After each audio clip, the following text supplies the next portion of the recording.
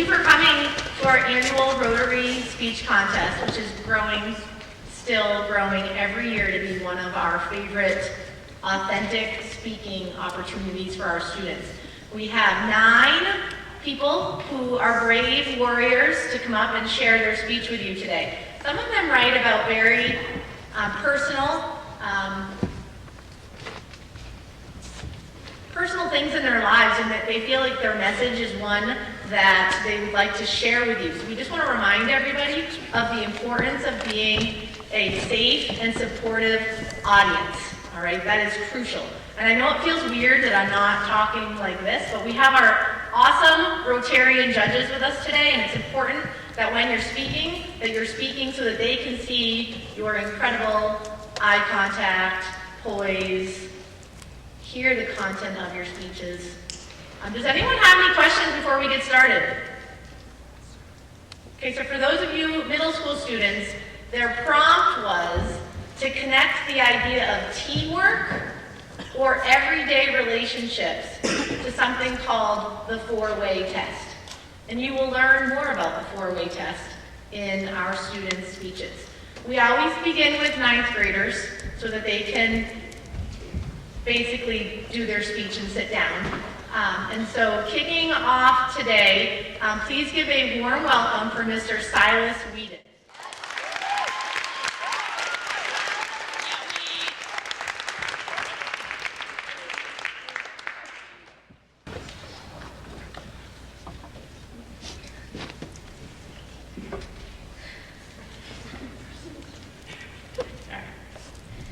My Rotary Speech by Silas Whedon. How do I make a difference in my community? I feel that I make a difference in my community being a part of Blue Mountain Ministry youth group called 811 Youth.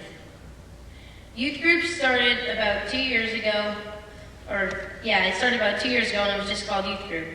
Until about last year when we renamed it 811 Youth.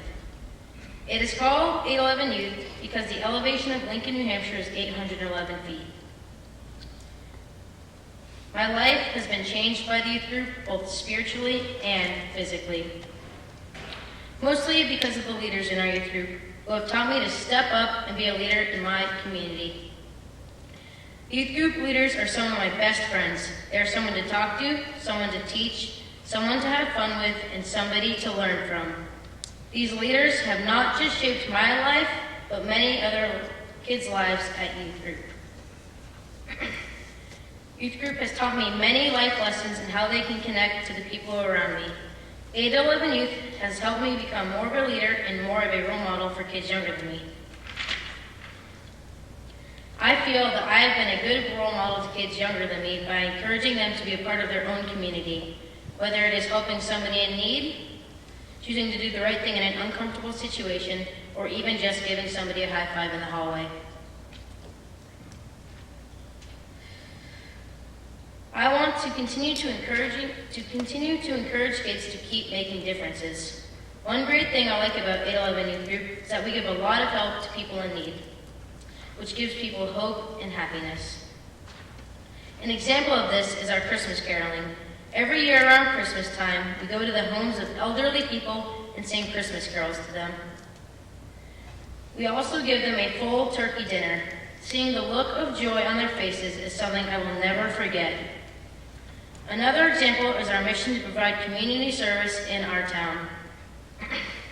Each year during the Highland Games, we set up almost all of the chairs for the event, and after it is over, we tear them all down.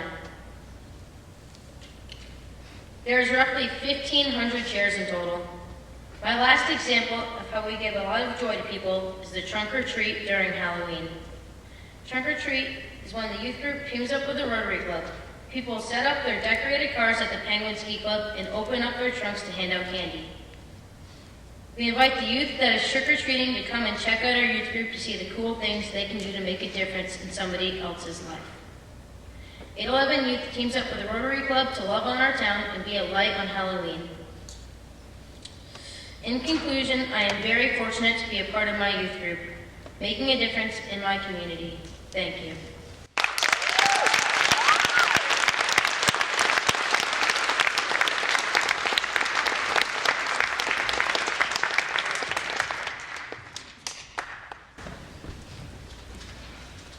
We knew Silas meant business today when he came in looking all sharp and handsome.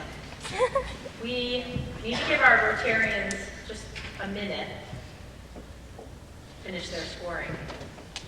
It's really brave to be a freshman and enter this competition. So it makes you extra brave. So there were a couple upperclassmen today who tried to bail on us. I was like, Silas Whedon and Ryan Cronin are participating in this. Are my Rotarians ready? We can bring Ryan up. Let's bring Ryan up right now.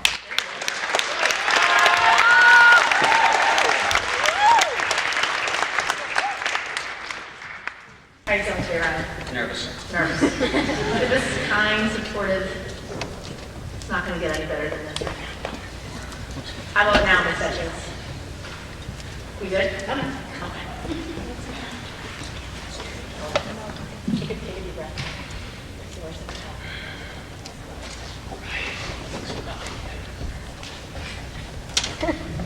That's it?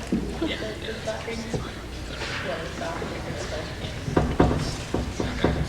The title of my Rotary Speech is Brotherhood, and I'm sure you can guess what ensues. The Rotary four-way test consists of 4 questions, but I have chosen to focus on the first, which asks if your speech is the truth. My Rotary speech contains nothing but the truth. Throughout my life, my brothers have been the 2 people that have been there for me the most, both literally and figuratively. Whether it be that they were the ones that were physically in the house with me more than anyone else, or just being able for me to depend on them to talk with me about things and actually listen to me. Our mother was, of course, there for me if I needed her, but for a long time, she was always working, and I only had my brothers. Whenever I needed help or advice on something, I could count on them, or even if I just wanted someone to hang out with, I could always go and hang out with one of my brothers. Of course, there were times when they weren't there for me, or they had their own things to worry about. But even then, they showed me that sometimes it's best to handle your own issues. Say, for example, you are struggling with a moral dilemma, such as one of your friends doing something that they think is good, is actually going to ruin their life, and you don't know if you should help them or let them continue down a path of self-destruction. This is the type of decision one should make on their own. My brothers have shaped me to be who I am today. Without them, I would not be the same. I'm willing to admit that some of the things I learned from my brothers were not always good things, sometimes even very bad things. But regardless of that, I am very thankful for it, because had they not taught me these bad things, I wouldn't know now not to do them. Even if I learned through watching them get punished for it, there was never something I regret being taught by my brothers. My oldest brother has always had it pretty rough, whether it be with his drug abuse issues or struggling with chronic depression, and yet he still managed to show me and teach me not to do the bad things he was doing. And regardless of his situation, he would always try to make time to talk to me. My other brother has also been really good about helping me when I needed help, even if he's got other things going on, such as things with our previously alcoholic father, whose relationship with my brother has been troubled at best. Him and I have always been closer than our other brother and I, but only by a slim margin, and mainly because we have both of the same parents and shared the same hardships and problems with our shared father, whereas our oldest brother has a different father. This is also in part because we have always been physically closer than me and my oldest brother. Part of the Rotary four-way test simply asks that you be truthful in what you say, and that is what I have done.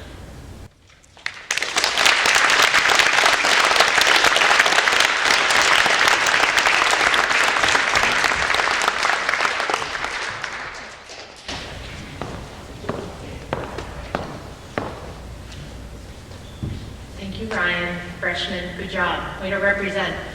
I overheard Ryan talking with some students in my room earlier today about why he was doing this competition. Where is Ryan right now? Ryan, why did you do this competition?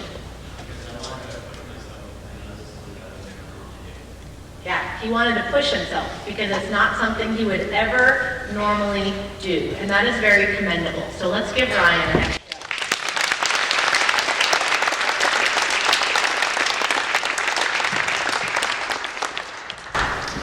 We're going to move into our sophomore category, but I'm rushing, and I don't mean to rush our judges. The anticipation.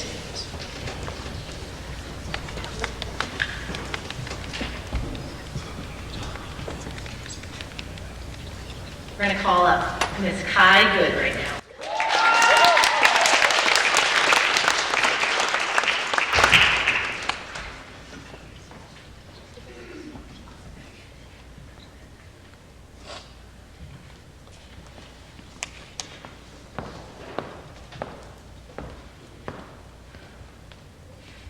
I was built with concrete walls of love and broken glass windows that were held together with solid dreams. A map that told me kindness was the only way, and the people's true colors will bleed through. From an early age, I was taught it was okay to be different and stand out. I learned by voicing my own opinion means to be my own person. This is not always easy, especially when you're like me and tell the truth a little too often.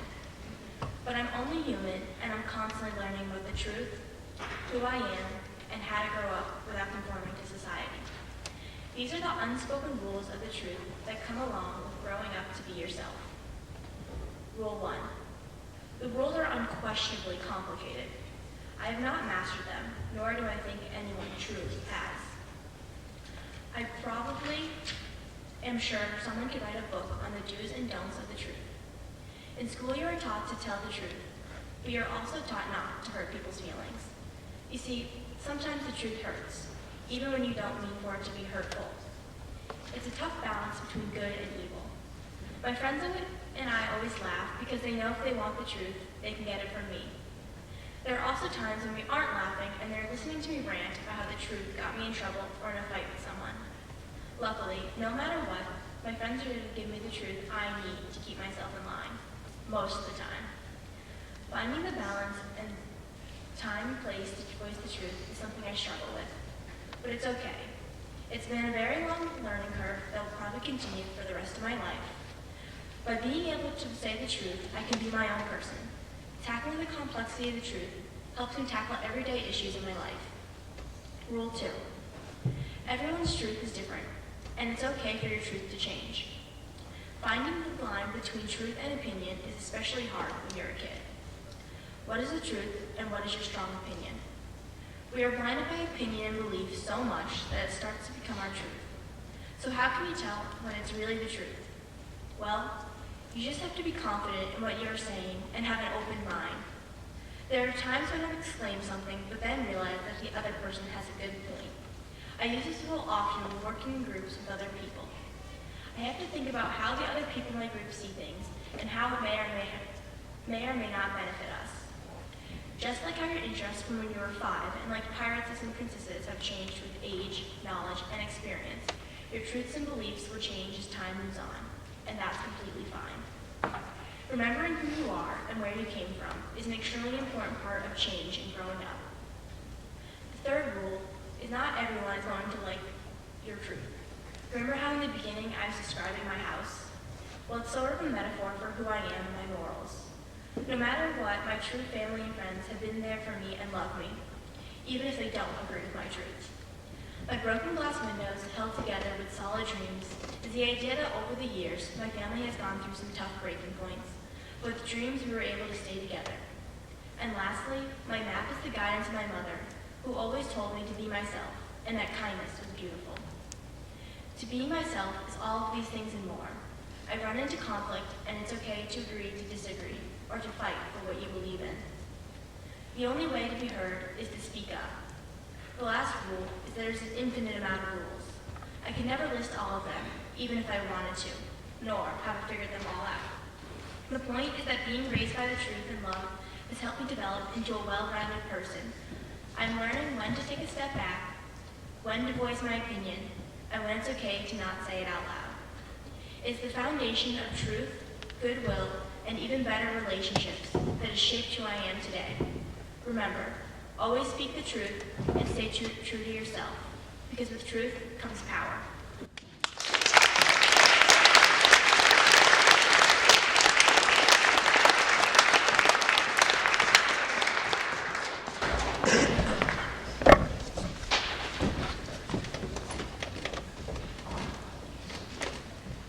Survived, Kai. Good job.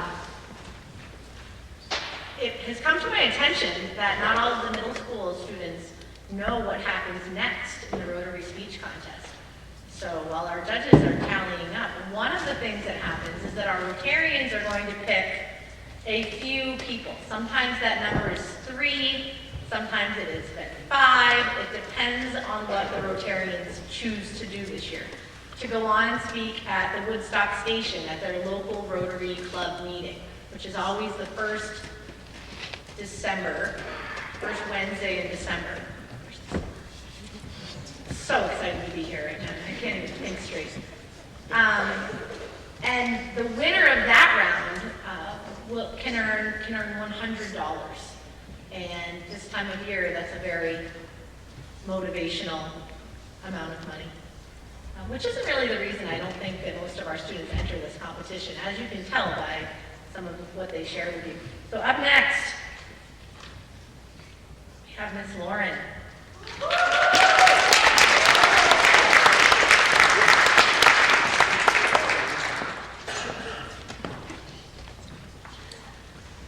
I've acted in multiple plays at our local theater, so many that I've lost count. But out of all the plays I've been in, A Kid's Summer Night's Dream will always be the most unforgettable. There were a couple people I knew from school or previous plays, but there were a whole lot of new faces. Looking back on it now, it's amazing how close we all became during those couple of months.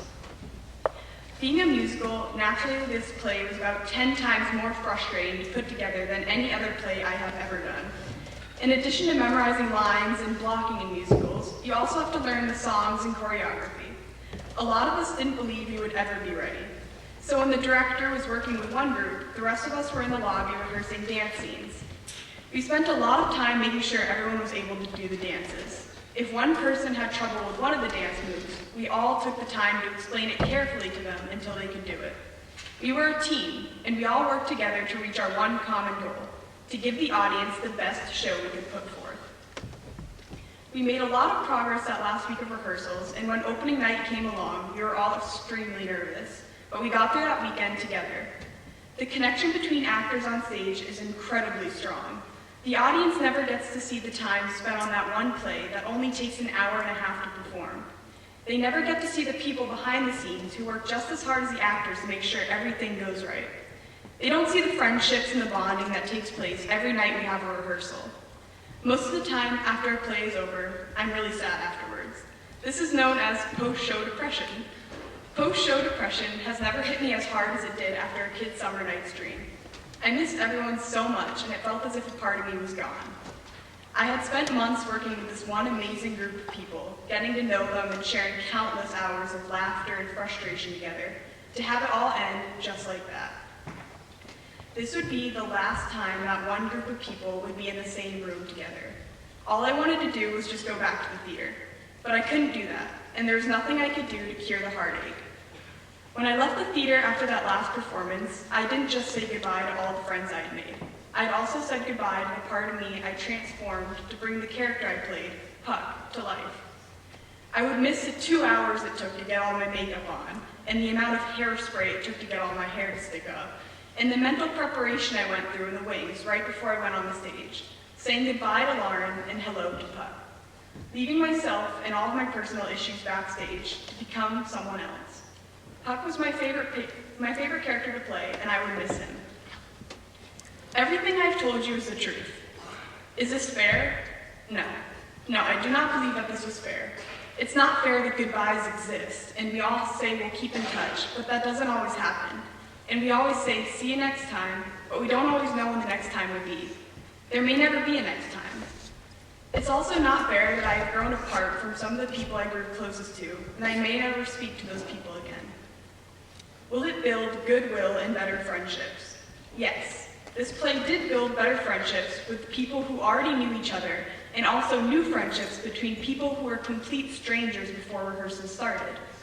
The level of bonding that takes place during the play is indescribable. It's a whole other level of friendship, and the amount of support we give each other is just incredible. Will it be beneficial to all concerned? Yes. That play was a lot of fun to put together and perform, and those memories will be with me and hopefully the others forever.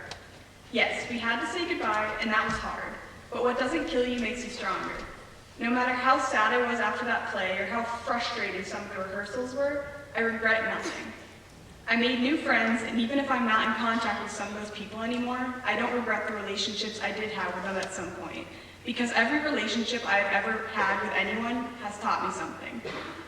A Kid Summer Night's Dream and the other plays I've done have taught me that a group of strangers that don't always get along can set their differences aside and work together to create something really great. I believe that what I've learned in theater can relate to everyday life. Things don't always go to plan. People mess up and don't always know what they're supposed to be doing, but with enough hard work, you can pull anything off. Just give your everything, and even if the outcome isn't necessarily the best, you can still have fun doing it and find comfort that you gave it your all. And sometimes, things aren't in your hands, and you have to put your trust in the people around you. This can be difficult at sometimes and nerve-wracking, but a lot of things in life revolve around trust.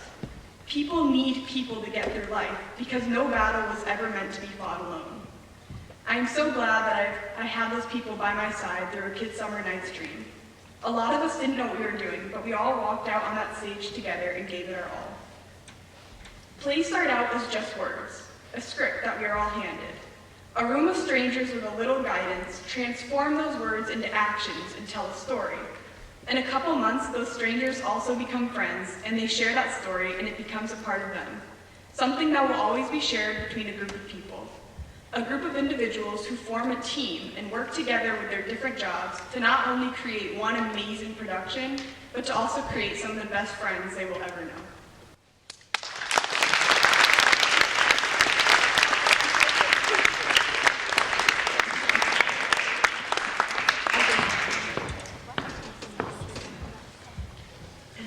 Just a little reminder about audience behavior.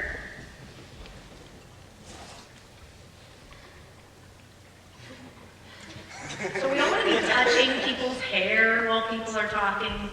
We also don't want to put our head like down between our knees, because if the person is up here speaking, they look into the audience and they see two people playing with each other's hair, that might make them feel like you're not listening to their speech. And while you might not be listening to their speech, it's important that you pretend to be listening to their speech. Okay? Thank you, everybody. I know these can be long, but you're doing a good job. Okay. We next up have Ms. Skyly Fadden.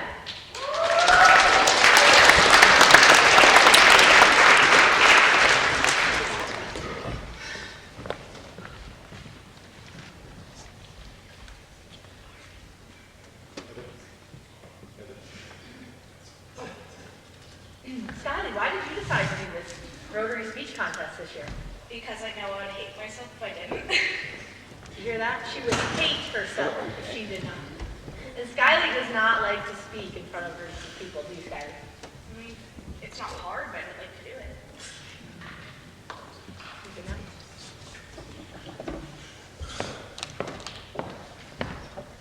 One thing that's always been important to me is being able to write. I have to write for all my classes, and so does everyone in this room. Writing on my own can be really helpful, though, to my happiness and sanity. A lot of us in this room right now have probably tried at least once to keep a journal and write it every night. Now, most of us who have tried that have never actually kept that promise. But if you can, writing whenever you can will really help you process your thoughts and maybe even make you feel better about some things that have been happening. A lot of people don't feel comfortable talking to people about their problems, no matter how trusted they are. When you write, you don't have to trust anyone. You can just write. Write down everything in your mind.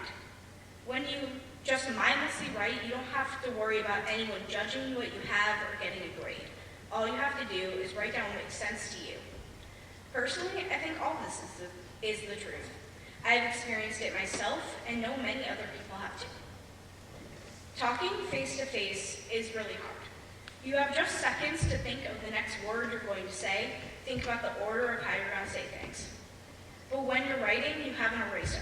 You have a back button, you have all the time in the world to think about what you're going to say next and how you're going to say it. You have longer to choose your words and make sentences flow and make sense to anyone who may read it, even if it's just yourself. When you're reading a good book, you go through all the emotions of the character in that book.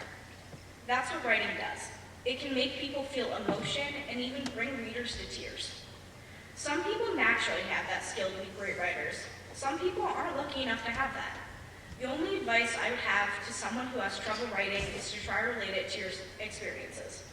One of the easiest things to write is yourself. Everyone can write and write well, but using it to your advantage in life is definitely fair to everyone if you choose to. One of the things that I find most fun about it is sharing it with other people. There are so many websites out there that I have found to publish your work and have people read it and comment about it. Between blogs, essays, stories, or anything else you want to write, there is a place for people who want to read it.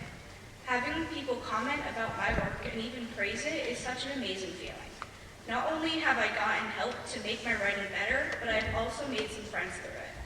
Writing truly is helpful and beneficial in our world, whether you choose to write, love to read, or have a passion for both.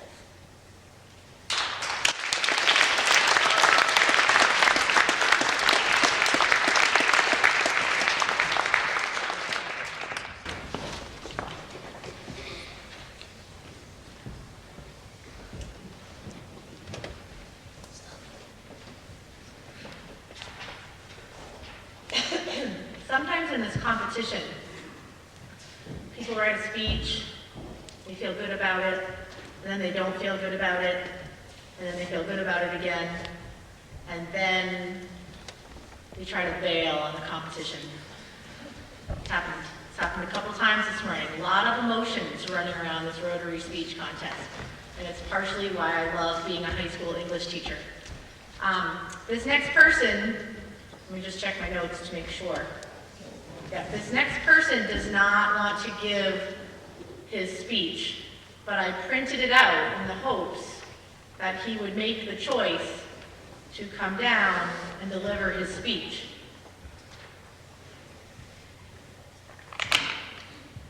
And Chase is going to come to deliver.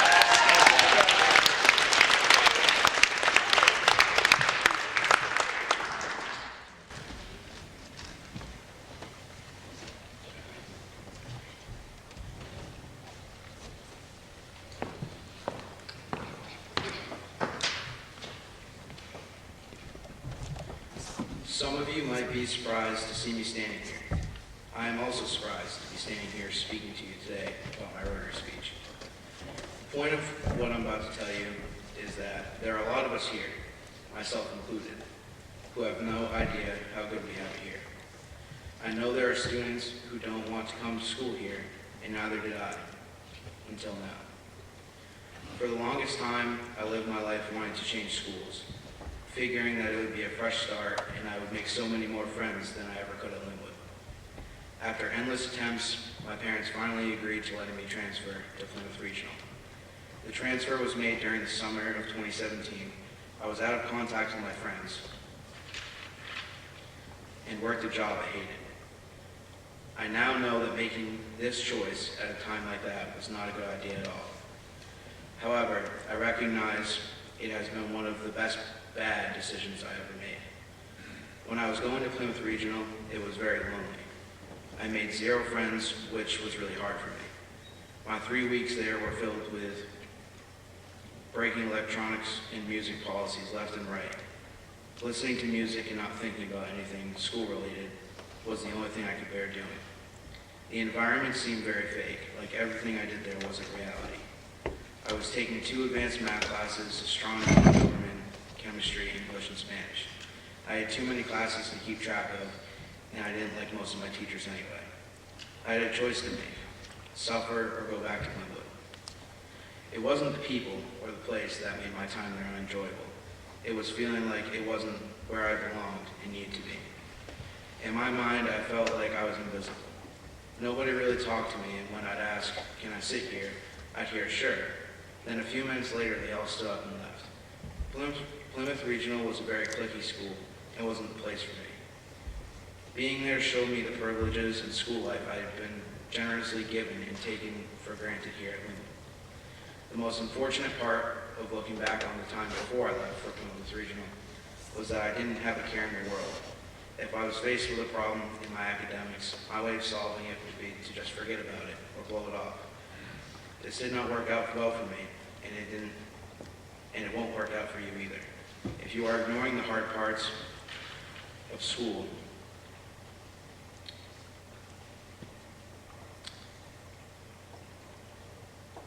now I want to face them head on and stop taking the easy way out. Here I am back at Lin-Wood. Not only does it feel like home, but I can appreciate the simple things I never thought were that special before. Lin-Wood compared to Plymouth Regional was very different, especially with the rules. Through the changes and experiences, I no longer feel like letting everything get pushed to the side and giving up on myself. My goal is to be the best student and person I can be and not take most advantages I've been given for granted anymore. Now to compare this to the four-way test. Will it build goodwill and better friendships? I believe it will, because as I get better, so will the people I surround myself with, and vice versa. In my opinion, I'm likely to be influenced by the people I surround myself with. Will it be beneficial to all concerned? I do believe my experiences and things I look forward to change will be beneficial to all concerned. I know this is true because the people who are concerned about me and what I do will be glad to see change and less stress and worry. Please listen to my words. I've done a lot of growing up this past year, and I'm excited to overcome other challenges, especially this one.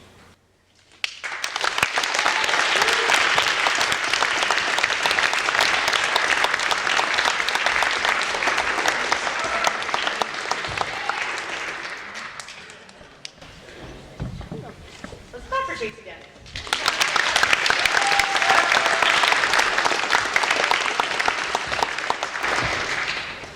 It's always a risk.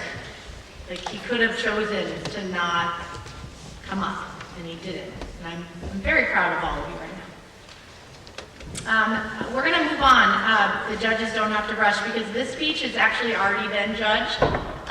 Liam Clark has agreed to read Dimitri's speech. Dimitri is somewhere on a plane right now, bound for a tropical location. But he really wanted his speech to be heard by his classmates. So Liam was gracious enough to read Dimitri's speech for him.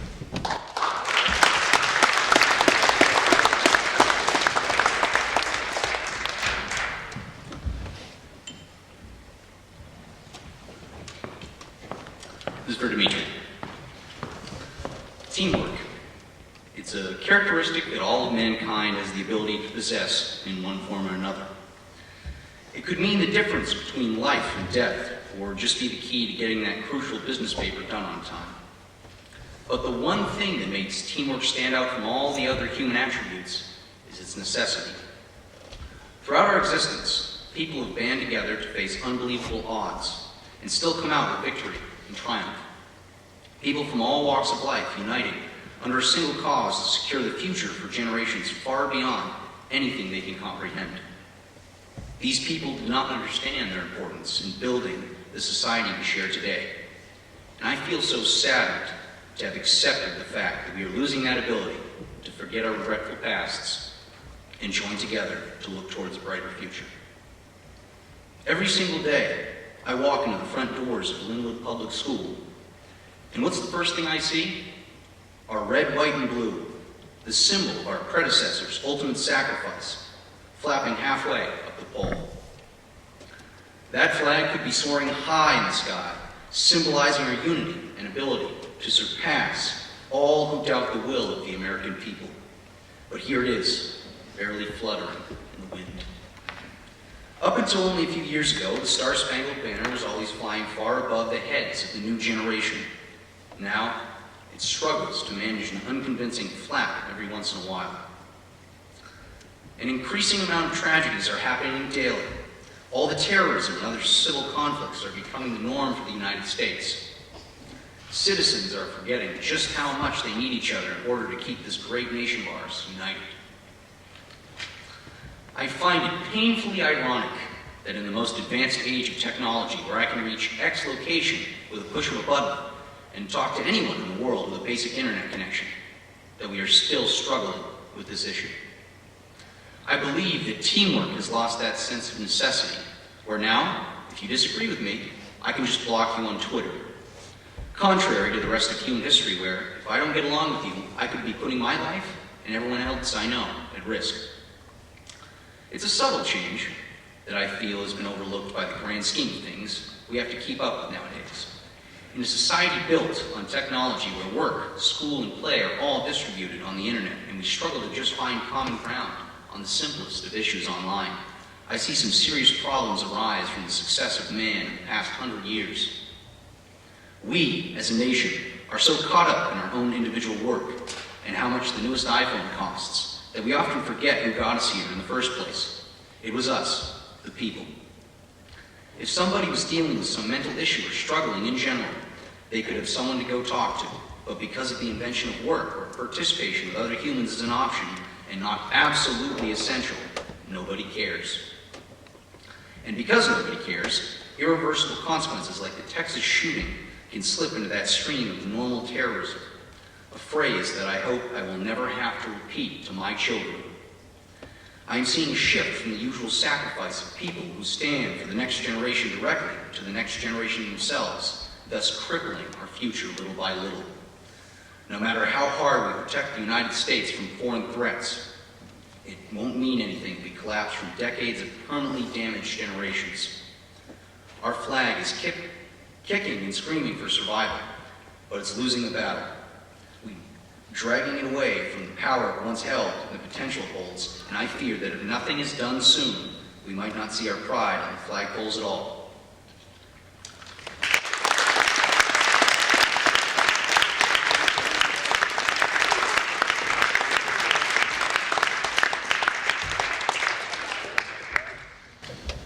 Thank you, Liam. And moving into the upperclassmen realm, we have Miss Maddie Chase.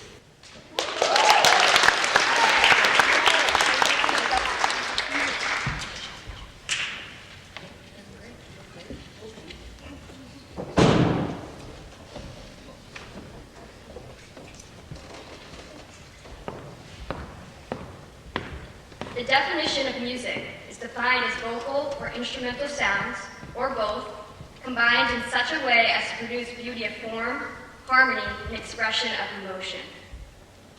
When you play in a band, you cannot play solely for yourself. You must rely on each other to project each other's strengths. It is vital to listen to the voice each instrument contributes, but most importantly, being able to support the emotions of the piece. Acting as a team is the only way to succeed in the performance.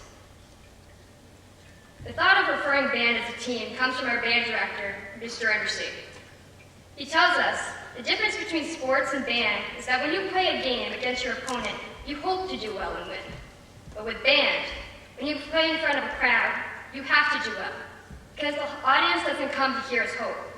They come to hear a story, and as the narrators, we are expected to be able to express it. Without the ability to play a piece of music confidently, it is no longer considered music. It is considered sound.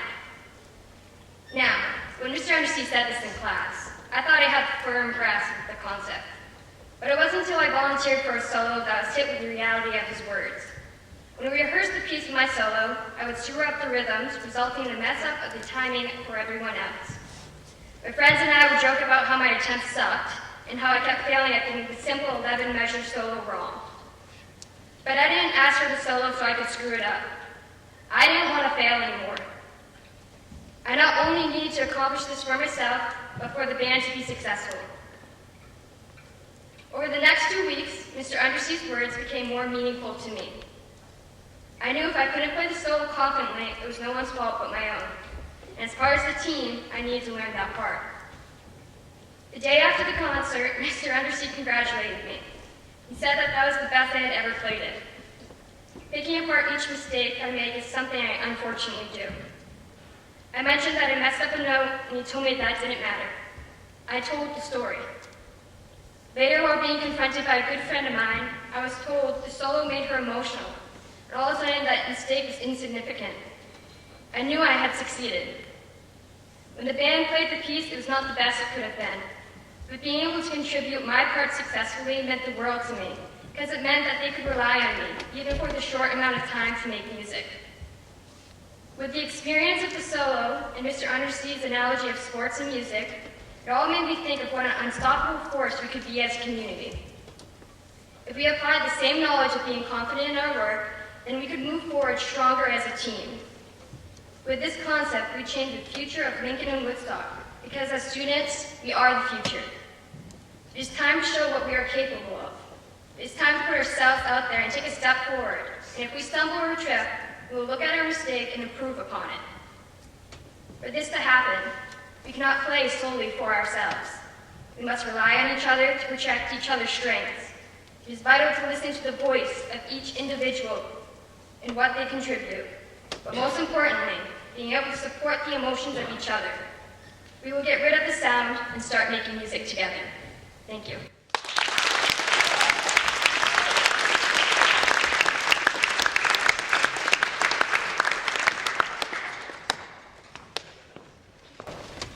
I was looking for Mr. Untersea. I hope he gets to hear that. Is he in here anywhere? We'll have to do the playback since Channel 3 is going live. Are we live? This is so exciting. We go live to the world. Listen, you have to hang on for 2 more, and then we are done.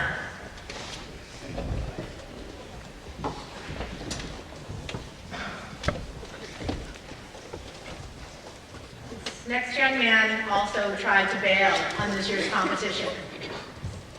And he's going to follow through for us all. Mr. Barry Long.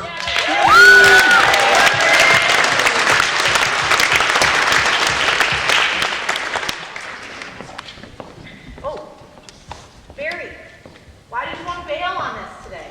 Why did I want to bail? Yeah. Speech isn't so good. But you're going to follow through I will. because you're teaching, you're role modeling for young people. Your follow through is important, and you said you were going to do this. And even though he forgot, it was today. He is following through on his promise to me. Okay? Right. How much more time do we need? We good? Good job. All right. I started to write this speech unknowing of what I was going to write about. I had the prompt in hand with blank stare. I knew what I wanted to write, but I was thinking of just how generic it would be. I was experiencing sort of writer's block, without actually writing anything previously. Then, after telling this to my English teacher, she gave me the idea of writing about how I decided what I wanted to do later in life, in terms of music. In other words, what relationship with music have I had to get me interested in what I am today? Well, for me, it all started out when I was just a little boy, about 5 or 6 years old. I was always listening to music. I wasn't doing it by my own terms. I was only listening to the music because my dad would always crank his music to 10 whenever he was doing anything around the house. I can clearly remember the countless Led Zeppelin, AC/DC, Eagles, you name it, it was playing. I always have, and I believe always will, believe this to be my roots in my everyday relationship with music. Not only has this relationship sparked my interest in music, but my interest in music has taught me the values of teamwork and everyday relationships throughout life. I haven't always had such a fond relationship with music, however. I was never one of those kids that knew what they wanted to do with their life when they grow up. Honestly, I envy those that are able to know what they want to do when they grow up and stick with that idea. I had always wondered what I wanted to do for the rest of my life, and then it hit me. I relapsed to my roots, and it was kind of a light bulb moment for this. It was kind of a light bulb moment for me. This was around summertime of this year, and I have been on a pursuit ever since. Everyone in this room likes, or maybe even loves music, no matter who you are. Through musical influence, everyone is connected. Every human culture has had some sort of music in it, whether it be banging sticks on each other's heads, or what we have today, pop music, instrumentals, and others.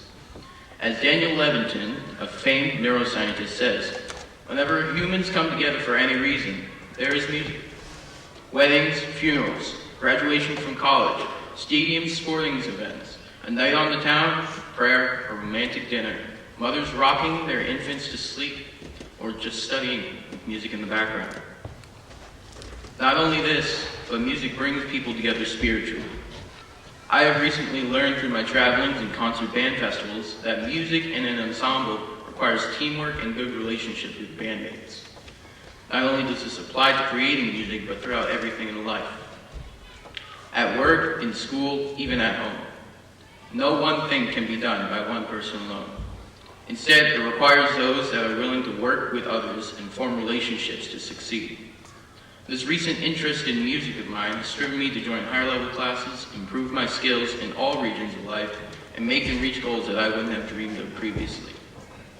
Although I use music to make relationships and use teamwork to create music, everyone has to use everyday relationships and teamwork throughout their life to be able to succeed in anything. Thank you.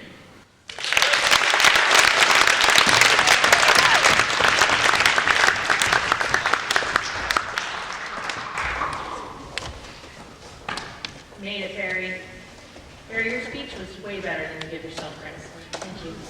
And I did love the irony of Barry talking about music, and it sounded like there was a concert coming from the cafeteria. Maybe you all heard the elementary students come in for their lunch.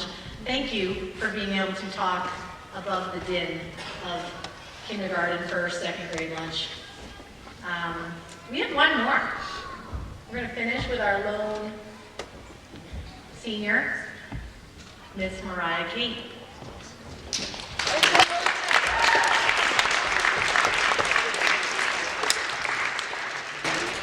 Our judges need one more minute. Mariah, as a past winner of the Rotary Speech competition, what made you come back this year?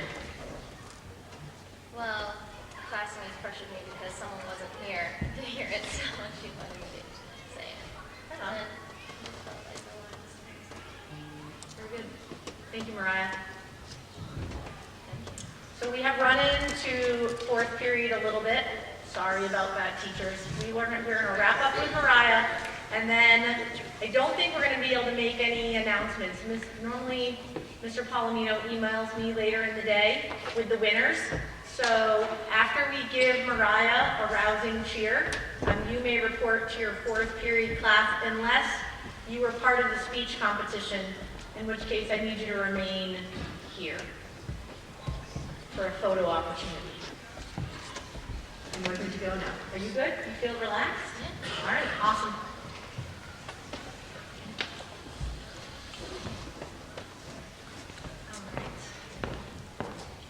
A family that has trouble with the law.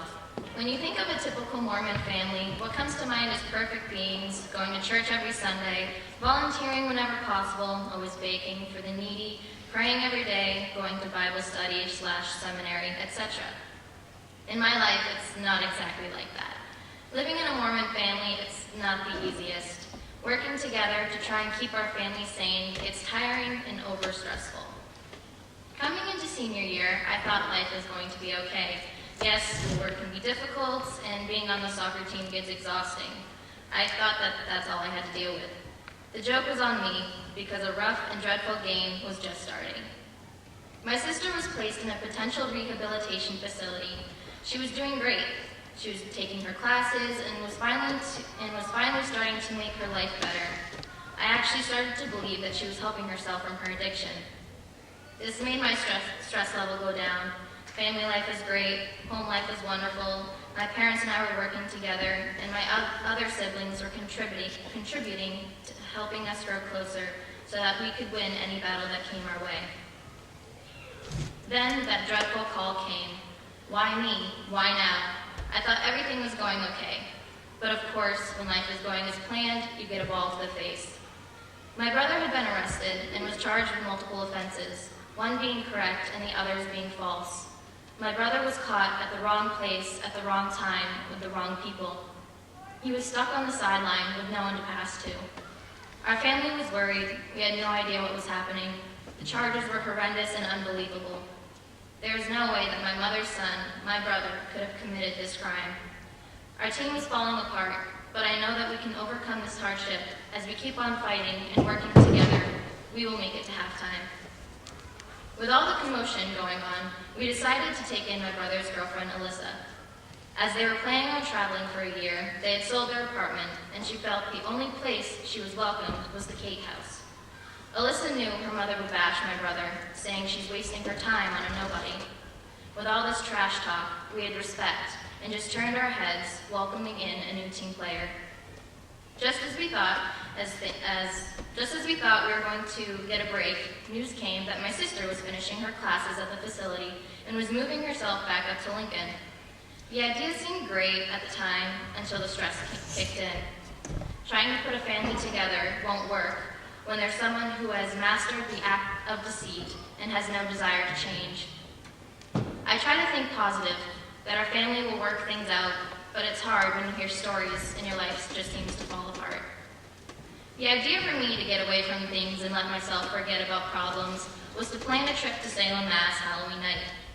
My parents have been all over me, stressing me out and making me anxious. People who I thought were my friends were kicking me in the shins, and I was ready to just get out of this town for a little bit. The trip was planned and ready for action. A few friends of mine hopped into a car and headed for Salem. Halfway down, I knew, drawing farther from my family, that the idea wasn't the best. I needed to be with them, but I pushed those feelings aside, causing my body to shut down from exhaustion. When we arrived, it was not a scene that I envisioned. The whole trip was a waste. I had offered to drive home and was not obeying the speed limit. Taking this trip, I ended up being fined a hefty amount, landing myself on the bench for the rest of the game. Sitting out has let me think about my life and everything that has happened, all that my family has been through and what we can possibly face in the future. Looking at my fellow family members and what has become of their future, whether it is their fault or not, I have realized that I don't want to be in that situation again. I don't want to be the one being picked up by my family. I want to keep on being the leader/example of my family. I want to help better themselves, even though we make mistakes on the field. We need to have that time on the bench to reflect on what we did wrong and realize that we don't want to make that mistake again as we go out into the field.